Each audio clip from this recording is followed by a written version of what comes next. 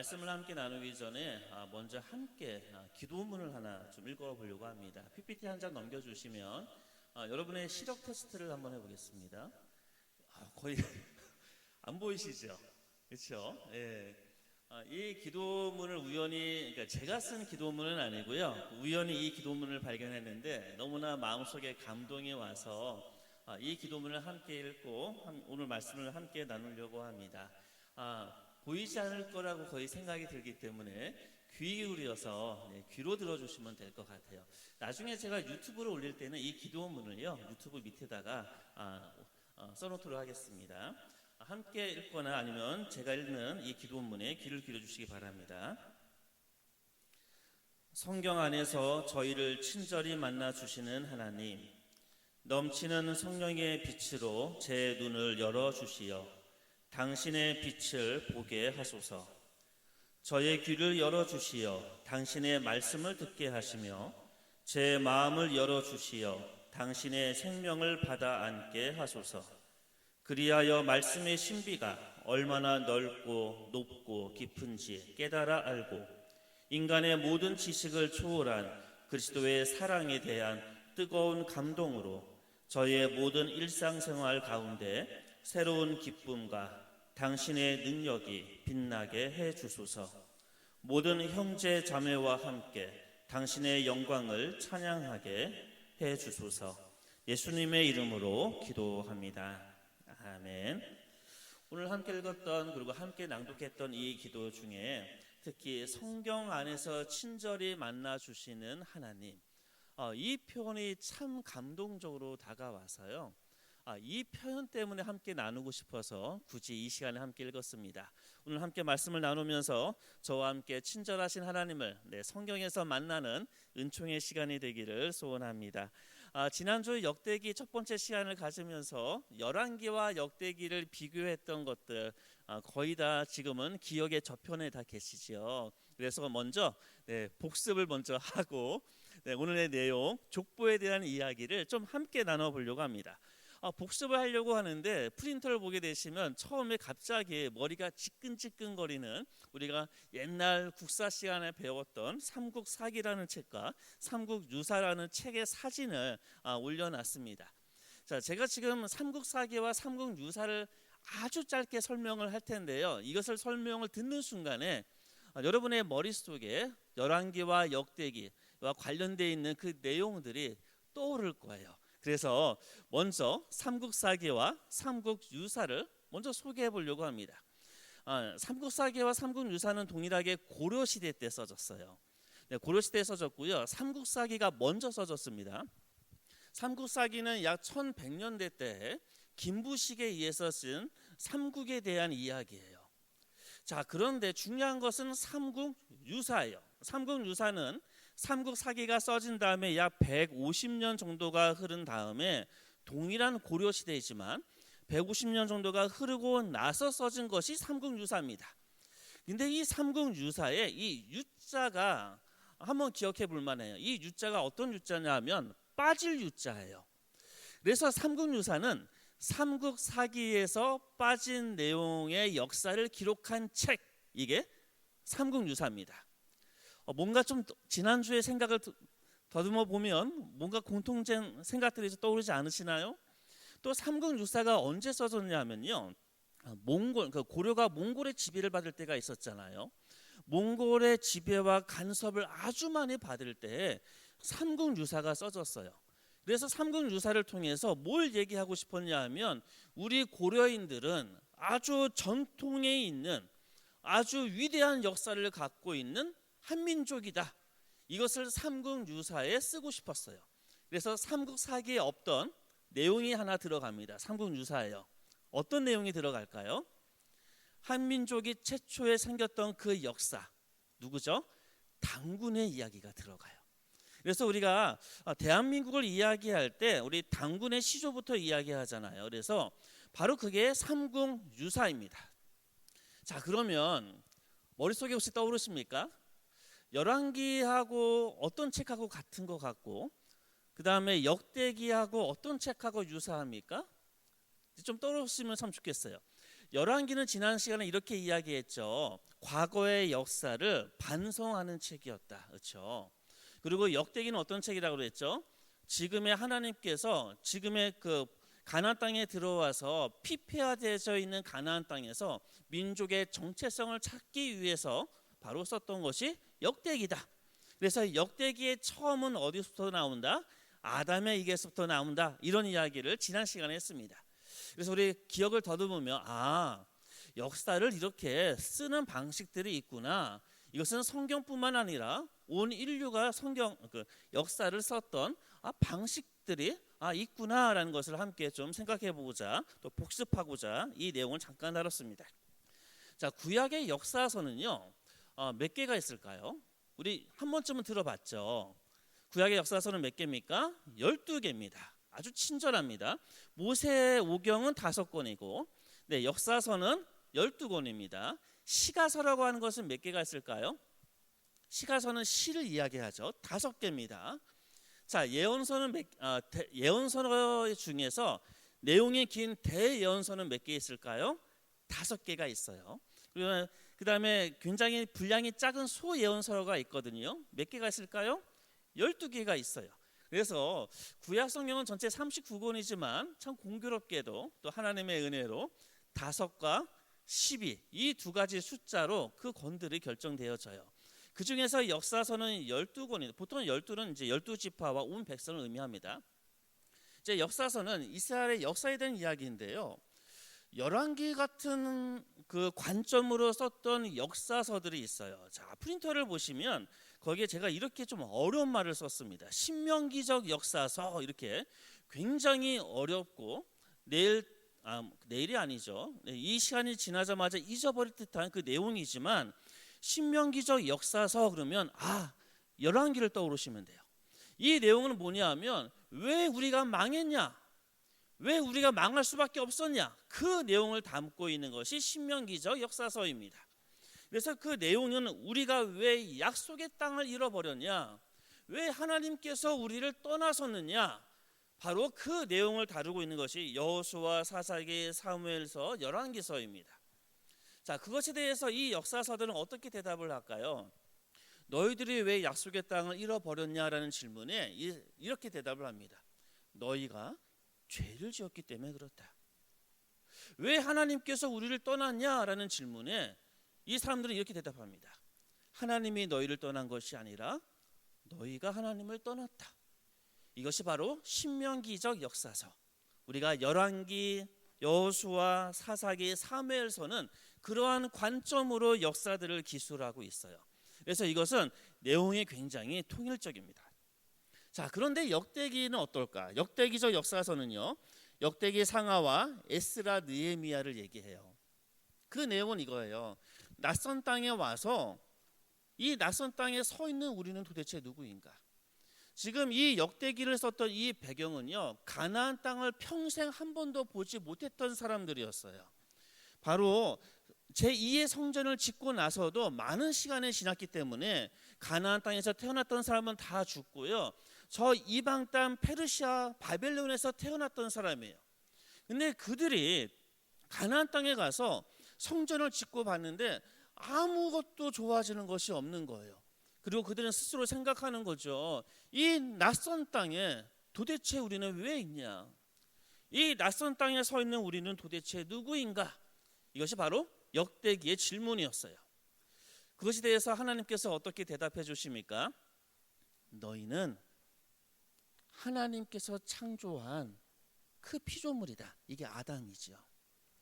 너희는 특별히 선택된 하나님의 백성이야. 그래서 온 땅에 심판이 이루어질 때 너희를 구원했어. 이게 노아 이야기겠죠. 너희는 모든 열방 중에서 특별히 너의 백성을 선택해서 하나님의 구원의 역사를 이끌어 나가는 그 백성, 민족으로 삼으셨어. 이것이 바로 아브라함에 대한 이야기예요.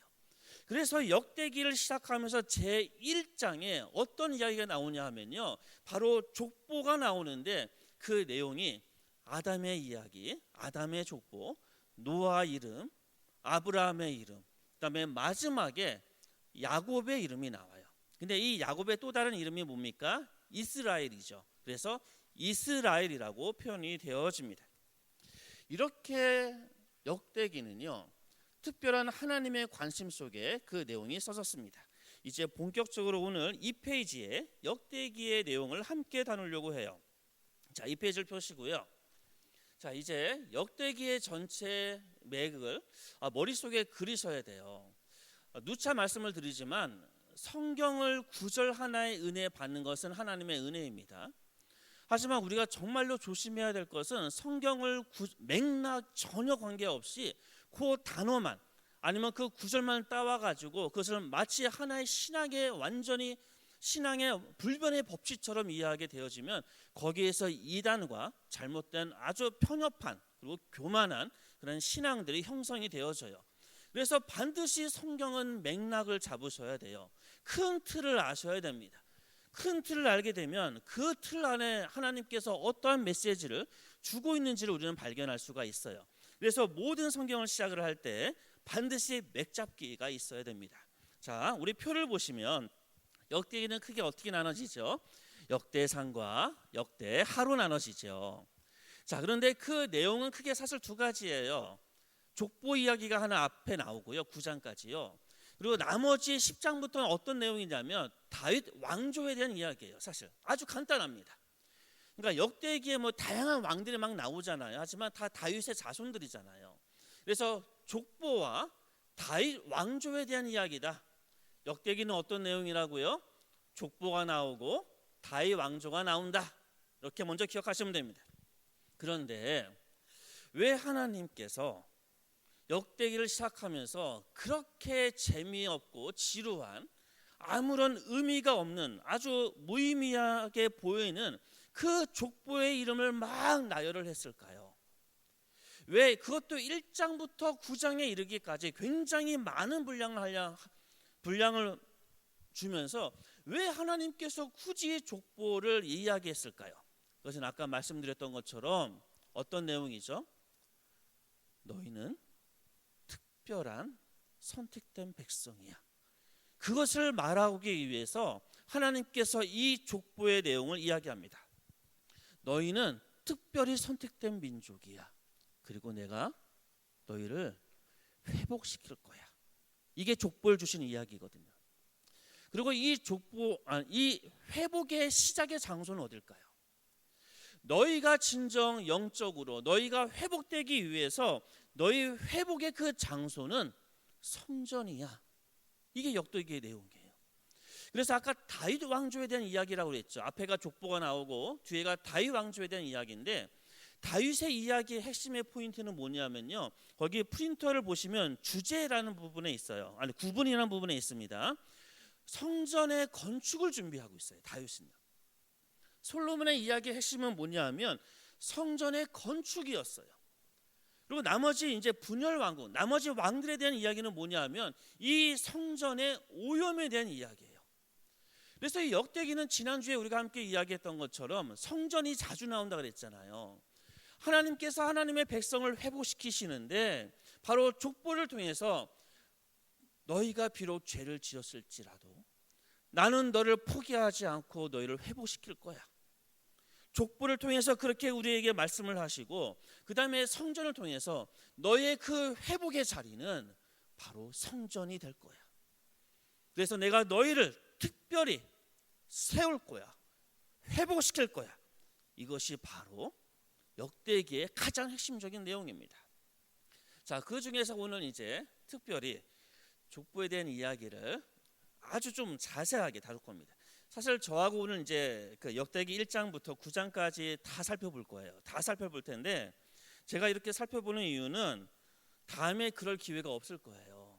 그래서 이렇게 무의미하게 느껴지고 지루하게 느껴지는 이 족보의 이야기가 얼마나 짜임새 있고 얼마나 하나님의 의도와 하나님의 이 아름다운 구조로 이 족보를 썼는지를 한번 확인할 겁니다. 그래서 오늘 그 작업을 같이 해보려고 합니다. 자, 이 페이지의 제일 밑에 보면 족보 1장부터 9장이 나오죠. 자, 먼저 1장의 내용은 창세기의 요약판이에요. 자, 그러면 과연 그러한가? 그리고 어떻게 그렇게 되어져 있는가를 살펴볼 겁니다. 자, 1장 1절입니다. 자, 누가 나오지요? 아담, 셋, 에노스 이렇게 시작을 하죠. 벌써 1절 읽고 나서 뭔가 좀 이상하지 않으세요? 아담의 자녀는 가인과 아벨인데 왜 갑자기 셋이 나오지? 이런 질문이 던져지지 않으신가요? 자, 성경의 족보는 팩트 전달 위한 것이 아닙니다. 기억하셔야 돼요. 우리 종종 이런 분들이 있지요. 아담부터 쭉 그 족보, 그 성경의 나이가 나오잖아요. 969살도 있고 그 나이를 다 더해가지고 지구의 역사가 6,000년이다. 이렇게 하는 젊은 지구론 막 이런 이야기들이 있잖아요.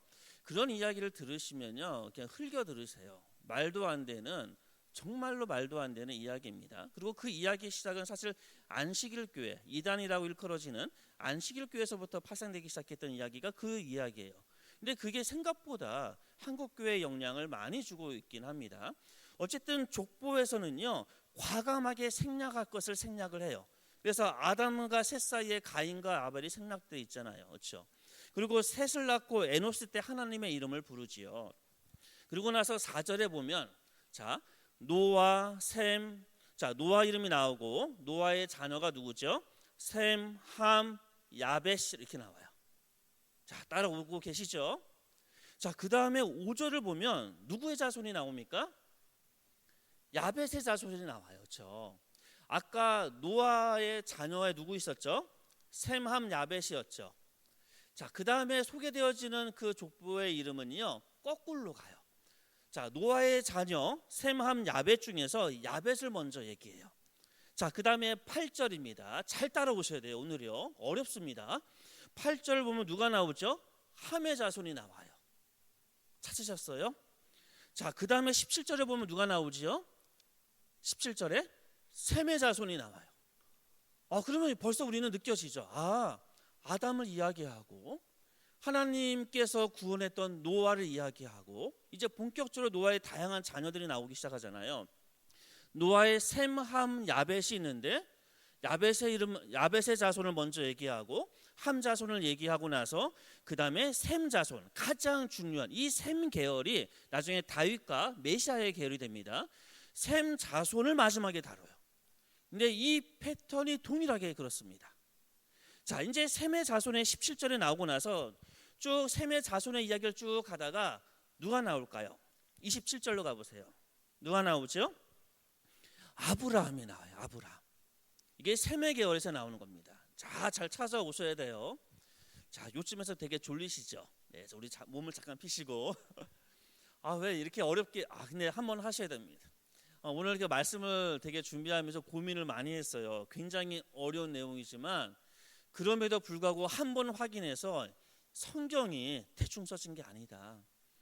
의도가 있다. 하나님의 특별한 의도와 너무나 아름다운 구조가 있다는 것을 한 번은 발견하셔야 돼요. 그래서 좀 힘들지만 따라오셔야 됩니다. 자, 노아, 셈함, 야벳, 그다음에 야벳, 함, 셈 이렇게 거꾸로 지금 설명을 했어요. 그다음에 셈의 이제 아브라함이 27절에 나옵니다. 자, 그리고 28절에 이제 아브라함의 자손이 나오죠. 아브라함의 자손은 이삭과 이스마엘이라. 자, 찾아오셨죠. 자, 이삭이 먼저 나오고 그 다음에 이스마엘이 나왔어요. 자, 그 다음에 밑에는 누구를 소개해야 할까요? 당연히 이스마엘을 먼저 소개해야겠죠. 자, 그러면 29절을 봅시다. 누구의 자손이죠? 이스마엘의 족보가 나와요. 자, 그러고 나서 그 다음에 누가 나와야 되죠? 이제 이삭의 자손이 나와야겠죠. 어디쯤에 나올까요? 네, 34절에 나와요. 34절에 보면 아브라함이 이삭을 낳았으며 그 다음에 이삭의 아들은 하면서 이삭의 후예들이 나옵니다. 자, 따라오고 계시죠? 자, 그 다음에 34절입니다. 지금 자, 이삭의 아들은 누구와 누구일까요? 에서와 이스라엘이라. 자, 이스라엘의 원래 이름은 뭐였죠? 야곱입니다. 그래서 이삭의 아들 에서와 야곱이에요. 이스라엘이에요. 자, 그러면 에서와 이스라엘인데 누구를 먼저 다룰까요? 중요하지 않은 에서를 먼저 다뤄요. 이해되시죠? 이스라엘은 야곱이기 때문에 특별한 존재이기 때문에 에서를 먼저 다룹니다. 그래서 35절을 보세요. 에서의 아들이 나와요. 됐죠? 그러고 나서 에서의 후손의 에돔을 지키는 43절을 보면 에돔 땅을 다스리는 왕들의 명단이 쭉 나오고 나서 자, 그 다음에 누가 나와야 될까요? 이스라엘의 자녀들이 나와야겠죠. 자, 2장 1절을 보세요. 어떻게 나와 있죠? 이스라엘의 아들은 하면서 나옵니다. 그러면 우리는 여기까지 역대기 1장을 보면서 굉장히 의도해서 써진 거예요. 그렇죠? 그냥 막연의 이름을 나열한 것도 아니고 생략하기도 해요. 하나님의 구원의 역사의 흐름 안에 그 다음에 아담과 노아와 아브라함과 그 다음에 이삭과 이스라엘의 그 이름을 놓으면서 아주 구체적으로 의도한 구조를 갖고 창세기 1장을 지금 써내려 간 거예요. 이것을 통해서 하나님께서는 뭘 이야기하고 싶은 겁니까? 너희는 아담의 후예였고 노아의 후예였고 믿음의 조상 아브라함의 후예였고 그리고 너희는 야곱 이스라엘의 후예들이야. 이것이 1장의 내용입니다. 창세기가 전체 50장의 내용인데요. 창세기 50장의 내용이 누구에 대한 이야기죠? 앞에는 창조 이야기가 있고 그 다음에 창세기 12장부터는 족장들의 이야기죠. 이때 족장들은 누구 나옵니까? 4명이 나오잖아요. 아브라함, 그렇죠? 이삭, 야곱, 요셉 이렇게 나옵니다. 바로 창세기의 내용이 이 1장 안에 다 담겨져 있는 거예요. 자, 그러면 여러분이 지금 유대인이라고 생각을 해보십시오. 바벨론 페르시아 그 외딴 지역에서 태어났어요. 그러다가 갑자기 고레스의 칙령에 의해서 그 가나안 땅에 들어옵니다. 그리고 이제 성전을 다 지었어요. 그리고 시간이 많이 흘렀습니다. 그 낯선 땅에 서 있는 여러분을 향해서 하나님께서 이야기하는 거예요. 너 이 세상이 어떻게 창조된지 아니? 그 창조의 그 역사 속에서 태초의 그 아담, 그가 너의 조상이야. 인간이 죄를 지었지만 그럼에도 불구하고 노아를 선택해서 구원했어. 너희는 그 노아의 후손이야. 많은 열방 중에서 내가 특별히 아브라함을 선택해서 하나의 백성을 삼으셨어. 그것이 바로 너희들이야. 나의 정체성과 낯선 땅에서 그냥 서 있는 나에게 하나님께서 지금 역대기의 기사를 통해서 이야기하는 거예요. 너는 나의 창조물이고 너는 나의 바로 구원의 그 백성이고 너는 내가 특별히 선택한 바로 그 언약의 백성이다. 그것이 바로 창세기 1장을 통해서 주는 하나님의 말씀이에요. 그래서 이 족보는요, 단순한 그냥 무미건조한 그러한 내용이 아니라는 겁니다. 자, 다시 이제 2장 1절로 넘어가 보겠습니다. 자, 2장 1절을 보면 이제 이스라엘의 아들들 하면서 이야기가 쭉 나오죠. 1절을 계속 읽어볼게요. 이스라엘의 아들은 이러하니 루벤과 시몬과 레위와 유다와 이사갈과 스불론과 단과 요셉과 베냐민과 납달리와 각각 아셀이더라 라고 소개되어집니다. 12아들의 이름이 소개되어져 있죠. 이 12아들에 대한 내용이 어디에 나올까요? 이제 8장까지 나옵니다. 8장까지요. 그러니까 이 뒤에는 대부분 다 이제 이 12지파에 대한 아들에 대한 내용이에요. 그런데 1장과 그 표현이 좀 달라요. 어떻게 다르냐 하면 이스라엘의 12아들 중에서 다윗 계열이 된 그 아들의 이름이 뭔지 아십니까? 유다예요. 그리스도의 그 계열, 그러니까 다윗의 계열이 그리스도의 계열이죠. 예수님의 계열이죠. 유다예요. 자, 그러면 이스라엘의 아들들을 지금 이제 소개를 하는데 제일 먼저 누구부터 소개를 할까요? 1장과 다른 분위기가 됩니다. 2장에서는요, 가장 중요한 유다의 자손에 대한 소개를 먼저 다뤄요. 그런데 그 양이 어떨까요? 많을까요? 적을까요? 당연히 많겠죠. 그래서 2장, 3장, 4장에 걸쳐서 다 유다 자손에 대한 내용이 나와요. 그리고 어떻게 그 이야기가 나오는지는 이따 다시 한번 확인할 겁니다. 자, 2장, 3장, 4장은요, 유다에 대한 이야기예요. 그리고요, 지금 이 페이지 밑에 있는 표를 보시면 좀 더 이해할 수 있습니다. 그리고 5장은 어떤 내용이냐면 요단강 동편에도 그 다음에 이사갈과 그 다음에 루벤과 각각 므낫세 지파가 있었어요. 그래서 동쪽 지파를 소개해줘요. 그리고 6장에 레위 지파가 나와요. 이게 좀 약간 생뚱맞아요. 그것도 81절에 걸쳐서 레위 지파에 대한 내용이 6장에 가득 나옵니다. 그 다음에 7장에는 요단강 서편의 지파에 대한 이야기가 나와요. 그리고 마지막 8장에 베냐민 지파에 대한 내용이 나와요. 이것을 보는 순간에 우리 성경을 그래도 조금이라도 약간 아시면 와, 좀 이상한데? 의미가 있는데? 이것을 느낄 수가 있을 거예요. 지금 북이스라엘 사람들은요 다 멸망한 상황이잖아요. 이미 아수르에 의해서 이미 다 멸망해서 지파들이 거의 다 없어졌어요. 그런 상황 속에서 남유다를 지지했던 남유다의 핵심적인 지파는 두 가지죠. 어느 지파입니까? 유다 지파와 베냐민 지파예요. 그리고 예루살렘에 남고 바벨론 포로에서 돌아왔던 지파들은 거의 다 유다와 베냐민 지파예요. 그러니까 이 2장부터 8장까지 족보를 이야기하면서 제일 처음에 유다 지파를 이야기하고 가장 마지막에 베냐민 지파 이야기를 해요. 그것을 통해서 이스라엘의 자손의 후손들, 바로 돌아온 자들, 예루살렘에 남아있는 자들, 하나님의 이 나라를 다시 회복시키는 그 자들의 주 지파 핵심 멤버들은 바로 유다 지파와 베냐민 지파가 되어질 것이다 라고 얘기해요. 그러면서 요단 동편과 우편에 있었던 이스라엘 지파들의 이름도 빠짐없이 이야기합니다. 빠짐없이 이야기함을 통해서 뭘 얘기하는 겁니까? 우리는 하나의 민족이었다. 이 회복의 역사의 주체는 남유다와 베냐민 지파가 주체가 되었을 텐데, 그럼에도 불구하고 모든 이스라엘 하나님의 백성들의 모든 지파들은 모두 다 하나이다.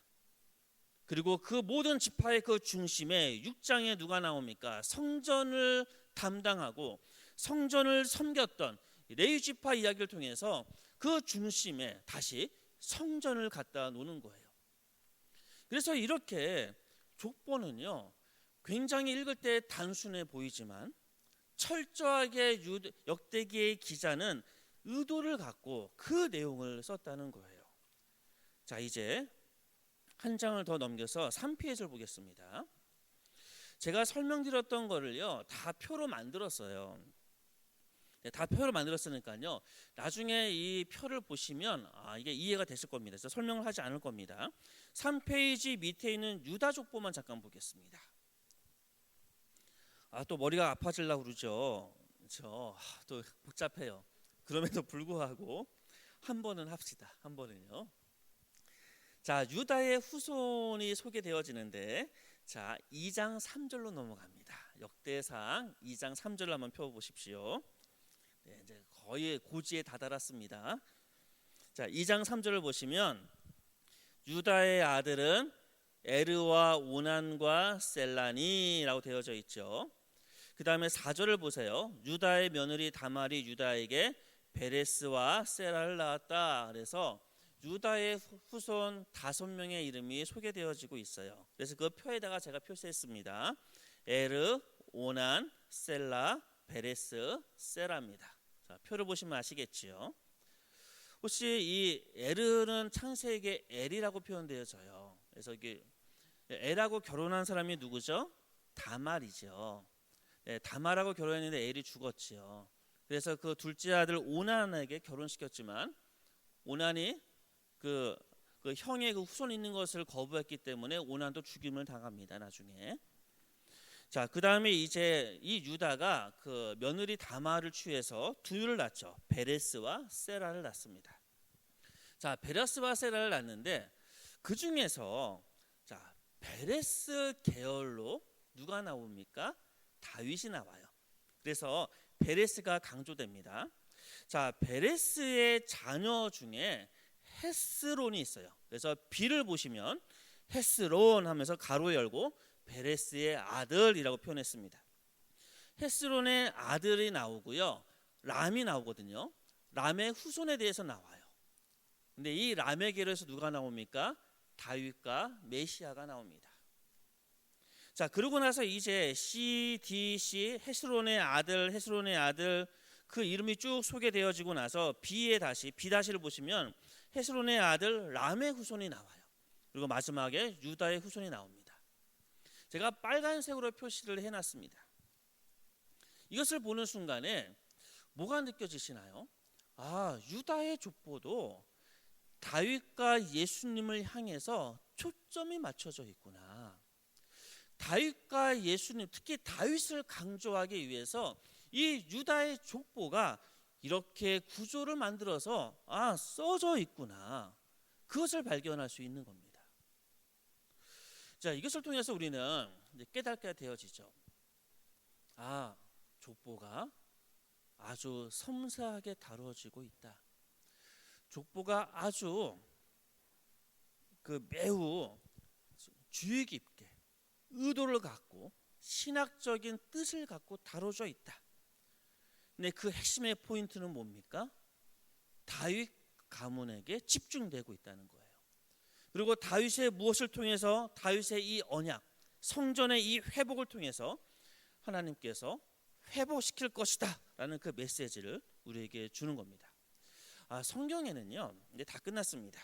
굉장히 힘든 시간이었지만 잘 따라오셨습니다.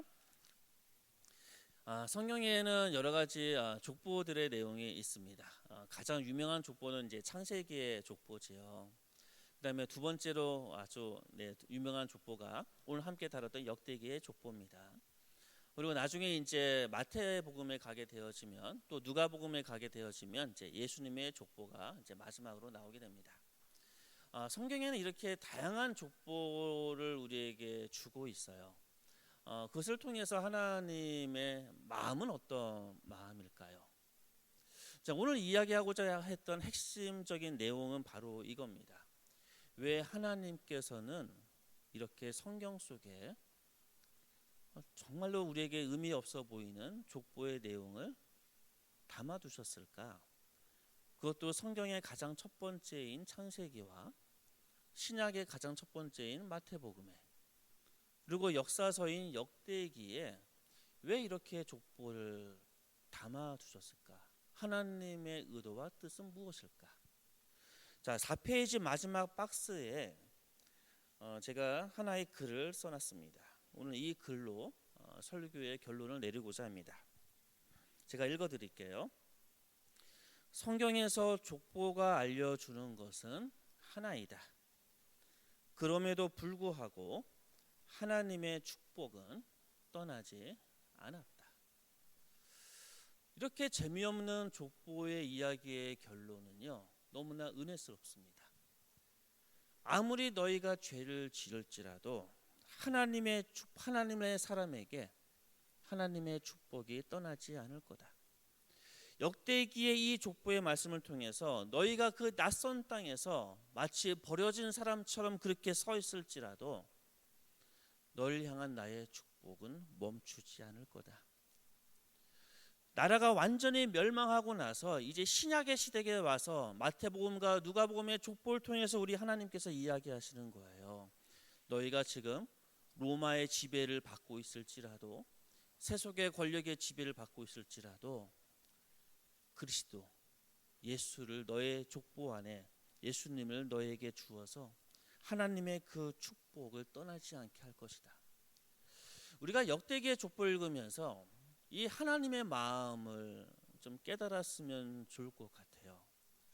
그래서 여러분에게 한 가지 도전을 드립니다. 이번 주 일주일 동안 역대기 1장부터 9장까지 한번 읽어보시기를 아주 강력하게 권고합니다. 그리고 그 말씀을 읽으면서 계속 마음속에 생각하는 거예요. 그럼에도 불구하고, 이 단어를 계속 떠오르십시오. 그럼에도 불구하고. 이제 우리 개개인을 생각해봐도 동일한 역사를 우리는 경험하게 되지요. 저는 저의 삶을 돌아보면 저는 이제 누나, 형, 제가 막내거든요. 보기에도 막내처럼 생겼죠. 저희 어머님이 항상 하는 이야기가 있어요. 장남이 신학을 할 줄 알았는데 전혀 생각하지 못했던 막내가 신학을 하게 됐구나. 이 얘기를 많이 하세요. 저는 제 자신을 보면 참 목회자로서 자질이 참 없는 사람 같아요. 참 부족한 것도 많이 느껴집니다. 겉으로는 아닌 척 그렇게 보여지긴 하지만 제 스스로 저의 삶을 돌이켜보면 참 감당할 수 없었던 것 같아요. 그럼에도 불구하고 제가 갖고 있는 하나의 확신이 있거든요. 그럼에도 불구하고 이렇게 이끄셨구나. 그게 저의 삶을 얼마나 강력하게 지지하고 저를 유지해 주는지 모릅니다.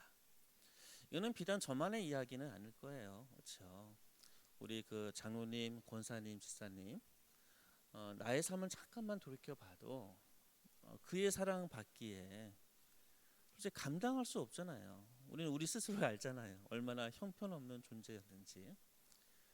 어제도 형편없었잖아요. 우리는요. 오늘도 형편없었고요. 어떻게 보면. 그런데 우리 주님께서 저와 여러분에게 말씀하십니다. 그럼에도 불구하고 나의 특별한 존재이고 나의 선택된 백성이고 내 구원의 자녀다. 이 족보를 통해서 들려주는 이 하나님의 음성을 함께 듣고 주님께 감사의 찬양과 기도를 올려드리는 우리 모두 되기를 소원합니다. 함께 기도하겠습니다. 사랑의 하나님 감사합니다. 오늘도 우리와 함께 하셔서 우리를 불러주시고 너는 나의 특별한 자녀라라고 인치시고 나의 특별한 구원의 백성이다라고 인정해 주시는 그 하나님의 은혜에 감사합니다. 나 하나를 돌이켜볼 때 주님 앞에 너무나 부끄러움이 가득합니다. 그럼에도 불구하고 우리를 주님의 자녀로 불러주셨사오니 주님의 자녀의 삶 살아낼 수 있도록 오늘도 우리의 의지를 하나님의 뜻에 복종하는 하나님의 백성 될 수 있도록 인도하여 주옵소서. 예수님의 이름으로 기도합니다. 아멘.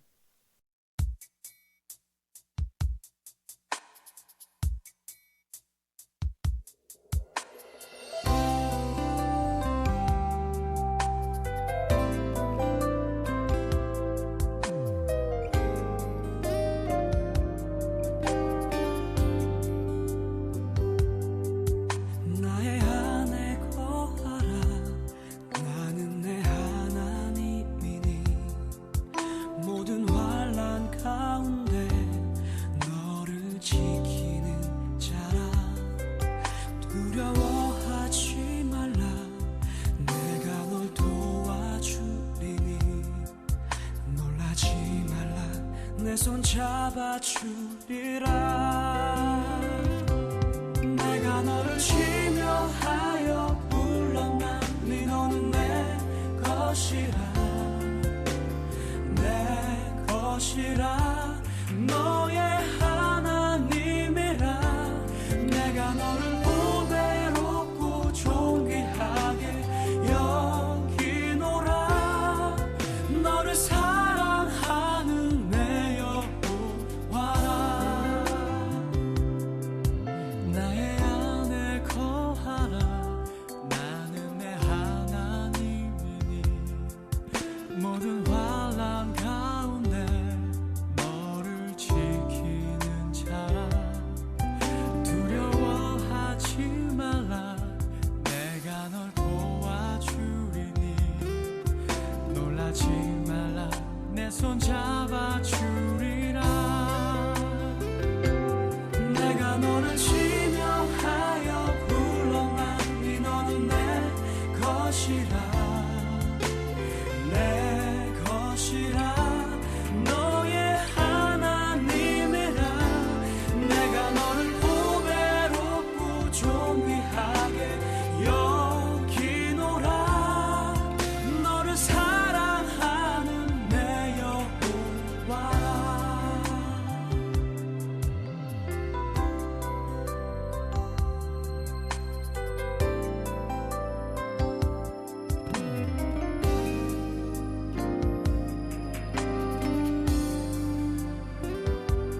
내가 너를 지명하여 불렀나니 너는 내 것이라. 내 것이라. 너의 하나님이라. 내가 너를 보배롭고 존귀하게 여기노라. 너를 사랑하는 내 여호와라. 내가 너를 지명하여